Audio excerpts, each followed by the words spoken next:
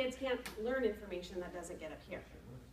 Classrooms are noisy, and they're getting even noisier, with the district growing 11% in the last 5 years, and buildings aging. Teachers compete with noise both inside and outside of the classroom, especially in open concept or partially open concept schools like Friedstrom, Cabot, West Lincoln, are even more challenging.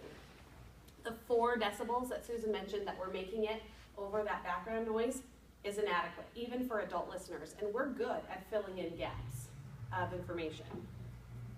The Barclay Center, Susan mentioned we're working with the Barclay Center to take acoustical measurements we've completed this summer. And they measured sound levels in empty classrooms at each Here to Learn pilot school. And they found only 62% met standards for acceptable classroom noise levels. So 38% of those classrooms are missing the mark before kids even step foot inside the door. The Barclay Center is currently analyzing sound measurements taken during instructional time, which is really exciting because that's something we really don't see in the literature. Sound systems like these amplify the teacher's voice clearly and intelligibly so it can be heard even in a whisper over the background noise. So we've established that classrooms come with certain listening challenges. So do children. A student's ability to hear actually can fluctuate.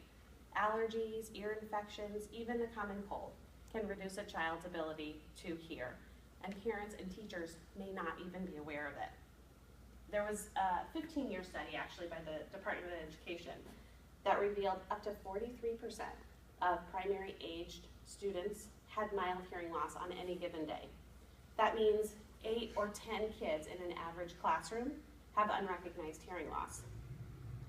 Without management, 70% of children with mild or moderate hearing losses are going to be academically deficient in at least one subject area by 6th grade. These kids lose just a little bit of ground each year until they require costly special education services. We can avoid that. Special education referral rates dropped 40% over 5 years with the introduction of these classroom amplification systems in one study. Then there are the kids, excuse me, with attention disorders, learning disabilities, behavioral challenges, kids who are learning English as a second language, and we know that these kids often struggle to meet basic reading requirements. This achievement gap is of high concern at schools like West Lincoln and Elliott, where about 1/3 of the student population are non-English speaking. Classroom amplification is a tool to help these kids succeed. One study showed a 20% improvement in word recognition skills using classroom amplification. And we know Elliott was kind of a trailblazer in this technology. They were the first school in our district to implement school-wide classroom amplification as part of a larger school improvement grant. And they saw improvements immediately in engagement and time on task with sound field use. Lynn Fuller, she was the grant facilitator at the time, now coordinator at West Lincoln, saw the difference in their faces. The kids were no longer straining to hear. They could interact with their materials and listen because access was now a given. Our Lincoln teachers agree. One ELL teacher is in kind of a unique position. She serves 2 different schools, and one classroom has a sound field and one classroom doesn't. And she was astonished to see the benefits for her English language learners. Better attention, easier word recall, and improved confidence when speaking with the second handheld student microphone. Here to Learn teachers admitted a little bit of skepticism at first when we first came to them with these systems. About half said that their initial response was negative. This was just going to be one more thing to deal with. But after the first few days, those feelings changed, and 100% of those skeptics now call these systems something that they couldn't imagine teaching without. There are sort of 5 top things that we hear from our teachers that they love about these systems. The first, they know the students can hear them. There's a confidence in that. No matter where they're sitting, they can have their backs turned or even whisper and still be heard in every corner of the classroom. Students pay better attention and they stay on task. They reported fewer off-task behaviors and more first-time listening, which saves their time in repeating directions and gives them more instructional time. They can also get a student's attention very quickly from across the room if they need to. Teachers report more energy and less vocal fatigue. 15% of teacher absences are actually related to vocal strain. Now they can use their regular voice and be heard clearly. We hear this over and over from teachers. They just tell us how much better physically they feel at the end of the day or the end of the week.